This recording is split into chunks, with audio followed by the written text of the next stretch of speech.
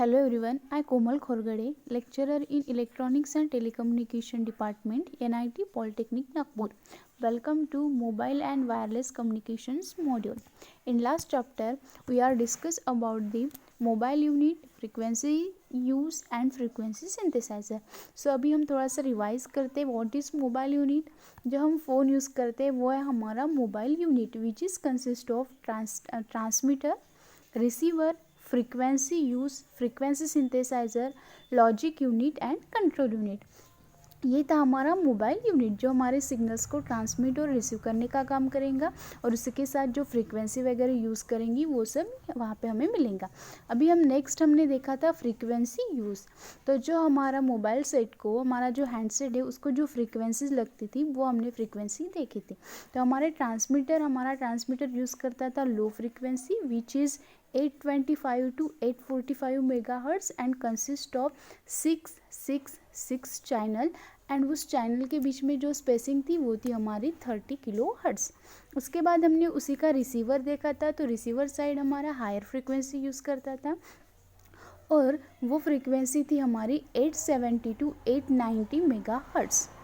और उसके साथ उसके जो चैनल्स थे रिसीवर्स चैनल्स वो थे हमारे 666 चैनल और जो उसके वो चैनल्स के बीच की स्पेसिंग थी वो थी हमारी 30 किलो हर्ट्ज़.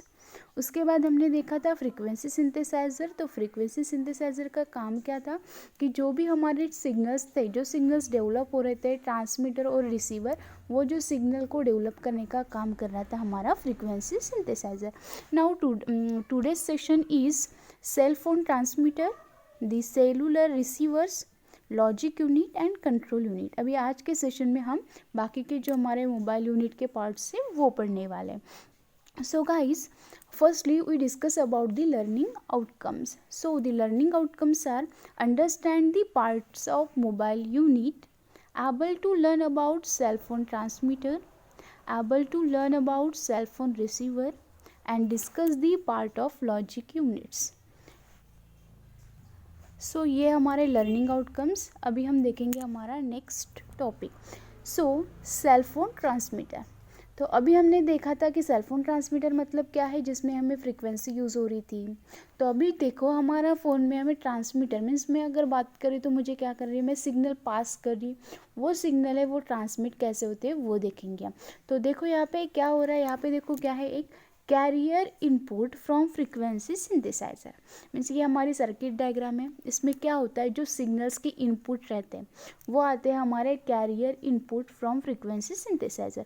मीन्स जो फ्रीक्वेंसी सिंथेसाइज़र क्या कर रहा था हमारा, developing the signals, developing all signals for transmitter and receiver. So यहाँ से क्या आ रहे हैं हमारे ट्रांसमीटर के लिए सिग्नल्स आ रहे हैं carriers input as a carrier input जो जा रहे हैं हमारे फेज मॉड्यूलेटर पे.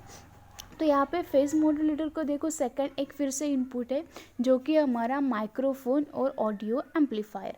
तो यहाँ पे जो माइक्रोफोन है वो क्या करेगा, जो हमारे साउंड सिग्नल है उनको कन्वर्ट करेगा वो इलेक्ट्रिकल सिग्नल में और वो पास करेगा ऑडियो एम्पलीफायर के पास. फिर ऑडियो एम्पलीफायर वही सिग्नल को एम्पलीफाई करके देगा हमारा फेज मॉड्यूलेटर को. तो उसके बाद क्या होता है, जो फेज मॉड्यूलेटर का आउटपुट है वो आता है हमारा अप कन्वर्टेड सिग्नल और वो जो सिग्नल्स है वो अप्लाई करेंगे हम मिक्सर के पास. तो मिक्सर वो सिग्नल को मिक्स करेगा और उसी के साथ मिक्सर में आ रहे हमारे channel select frequency from frequency synthesizer. Means frequency synthesizer कौन सी फ्रीक्वेंसी यूज़ कर रही वो यहाँ से वो सिलेक्ट करेगा और उसके बाद वो दोनों सिग्नल मिक्स होंगे, वो अप्लाई करेंगे हम क्लास सी एम्पलीफायर स्टेज पे. उसके बाद देखो हमने क्या यूज़ किया, यहाँ पे है हमारा एक फाइनल एम्पलीफायर. तो फाइनल एम्पलीफायर क्या करेगा, ये हमारा पावर जनरेट करेगा. जो अगर हमने हमारा फ़ोन है वो अगर फ़ोन हमारा है व्हीकल्स में तो ये हमारा फाइनल एम्पलीफायर है, ये 3 वैट का पावर जनरेट करेगा. अगर हमारा फ़ोन हैंड हेल्ड है मतलब मैं कहीं भी लेके उसको मूवेबल है तो वो ये करेगा 500 मिलीवैट पावर जनरेट करेगा. उसके बाद वो जो उसका आउटपुट है वो जाएगा हमारा डायरेक्शनल कपलर के पास. उसी के साथ देखो यहाँ पे हमने एक यूज़ किया है ऑटोमेटिक पावर कंट्रोल यूनिट. तो ऑटोमेटिक पावर कंट्रोल यूनिट क्या करेगा, जो भी ट्रांसमीटर सिग्नल है मीन्स मुझे कॉल लगाना है या फिर कॉल अगर मैं लगा रही हूँ तो वो ऑटोमेटिकली कॉल लगा देगा। तो वो जो है पूरा सेटिंग का काम ये हमारा ऑटोमेटिक पावर कंट्रोल यूनिट करेगा। मीन्स पावर क्या, फ्रीक्वेंसी, चैनल कौन सा सेलेक्ट करना है, फ्रीक्वेंसी कौन सी यूज़ हो रही, वो पूरा काम हमारा करेगा ऑटोमेटिक पावर कंट्रोल यूनिट। उसी के साथ देखो हमने यहाँ पे यूज़ किया है एक डुप्लेक्सर, वो सिग्नल्स को आइसोलेट करेगा। तो डुप्लेक्सर इसलिए यूज़ किया है क्योंकि जो हमारा ट्रांसमीटर और रिसीवर है वो सेम एंटीना यूज़ करता है, तो उसको अलाउ करने के लिए हमने यहाँ पे डुप्लेक्सर यूज़ किया है। और उसी के साथ देखो यहाँ पे हमारा एक एंटीना भी कनेक्टेड है। उसी के साथ देखो फिर यहाँ से क्या है हमारा power output detector, directional coupler का आउटपुट मिल रहा है हमारा पावर आउटपुट डिटेक्टर को। और ये जो पावर आउटपुट डिटेक्टर है ये हमारा जा रहा है डीसी एम्पलीफायर को। तो डीसी एम्पलीफायर हमें प्रोवाइड करेगा डीसी वोल्टेज, और फिर उससे हमें मिलेगा 2 लॉजिक यूनिट्स, और ये सिग्नल्स हम देंगे टू लॉजिक यूनिट। और लॉजिक यूनिट क्या करेगा, लॉजिक यूनिट ये हमारे कंट्रोल यूनिट के साथ कनेक्टेड रहता है, वो कंट्रोल यूनिट को कोऑर्डिनेट करता है जो हमारा पूरा सर्किट है उसको कंट्रोल करने के लिए। तो ये था हमारा working of cell phone transmitter. Now see here next topic is the cellular receivers. अभी हमने देखा ट्रांसमीटर का साइड, अब हम देखेंगे रिसीवर्स का साइड। तो देखो यहाँ पे क्या है, एक एंटीना है, एक डुप्लेक्सर है, आइसोलेटर, उसी के साथ फ्रॉम कहाँ से, ये ट्रांसमीटर के साथ। हमने पहले ही बोले थे कि हमारा जो डुप्लेक्सर है वो क्या करता है, receiver as well as transmitter को सेम जो एंटीना है वो यूज़ करने के लिए अलाउ करता है। तो यहाँ पे जो हमारा एंटीना है उसने डुप्लेक्सर यूज़ किया है जो आया हमारे फ्रॉम ट्रांसमीटर के पास। उसके बाद जो डुप्लेक्सर का सिग्नल है, यहाँ से डुप्लेक्सर क्या करेगा, जो सिग्नल्स आ रहे हैं उसको आइसोलेट करेंगे। फिर आइसोलेट होने के बाद क्या होगा, हमारा यहाँ पे क्या यूज़ किया हमने, RF amplifier. And this RF amplifier is boost this signal of level of input signal. Then जो आउटपुट ऑफ आरएफ एम्पलीफायर है वो मिलेगा हमारे फर्स्ट मिक्सर के लिए। और फर्स्ट मिक्सर को देखो यहाँ पे फिर एक इनपुट है, वो है हमारा local oscillator from frequency synthesizer. तो यहाँ पे जो हमारा फ्रीक्वेंसी सिंथेसाइजर है वो रिसीवर फ्रीक्वेंसी प्रोवाइड करता है हमें 870 to 890 मेगाहर्ट्ज़। और उसके भी 666 चैनल्स हमारे पास अवेलेबल होते हैं, और वो उसके चैनल के बीच में जो स्पेसिंग है वो रहती है हमारी 30 किलोहर्ट्ज़। फिर उसके बाद वो जो सिग्नल मिक्स होने के बाद उसका आउटपुट मिलता है फर्स्ट आईएफ एम्पलीफायर पे, और हमारा फर्स्ट आईएफ एम्पलीफायर प्रोवाइड करता है 82 मेगाहर्ट्ज़ फ्रीक्वेंसी। उसके बाद हम उसका आउटपुट देंगे हमारे सेकंड मिक्सर में, और वहाँ पे एक क्रिस्टल ऑसिलेटर भी हमने प्रोवाइड किया है, क्रिस्टल ऑसिलेटर। उसके बाद जो सेकंड मिक्सर का आउटपुट है वो आता है हमारा 10.7 मेगाहर्ट्ज़ और 455 किलोहर्ट्ज़। उसके बाद वो सेकंड एम्पलीफायर वो सिग्नल को एम्पलीफाइज करता है और उसका जो आउटपुट है वो अप्लाई करता है एफएम मॉड्यूलेटर पे।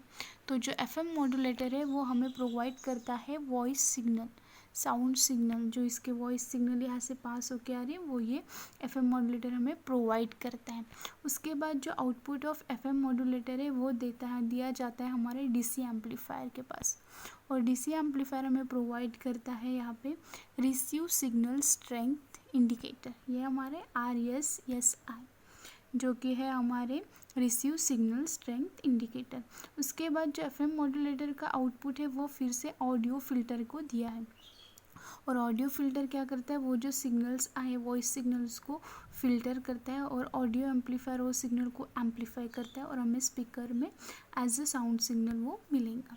उसके बाद उसी का एक आउटपुट गया है हमारे BPF which is band pass filter, और वो जो बैंड पास फिल्टर का आउटपुट है वो आता है हमारा serial digital data to logic section, और ये जो हमारा आउटपुट है वो दिया जाता है हमारा लॉजिक सेक्शन के पास। और जो लॉजिक सेक्शन है वो हमारे कंट्रोल यूनिट के साथ कोऑर्डिनेट करता है, और जो पूरी सिस्टम है उसको कंट्रोल करने का काम वो उसके साथ करता है। तो ये हो गया हमारा वर्किंग ऑफ सेलुलर रिसीवर। उसके बाद हमारा नेक्स्ट टॉपिक है लॉजिक यूनिट। अभी देखो logic unit consist of CPU, microprocessor, data bus, address bus, ROM means read only memory, RAM random access memory, NAM means क्या होता है, number assignment module, NAM means number assignment module. उसके बाद it consist of IO interface circuit and control logic. तब इसमें क्या होता है, जो हमारा नाम है means NAM number assignment module is a PROM means programmable read only memory. तो उसमें क्या होता है, ये जो नाम है ये हमारा जो नंबर है सब्सक्राइबर का नंबर वो होल्ड करने का काम करता है। उसके बाद यहाँ पे हमने क्या यूज़ किया, हमारा CPU माइक्रो प्रोसेसर। मीन्स क्या है, माइक्रो प्रोसेसर क्या करेंगे, ये जो रैम है रोम है इसको कंट्रोल करने का इसको इनबिल्ट इसमें वो रहता है।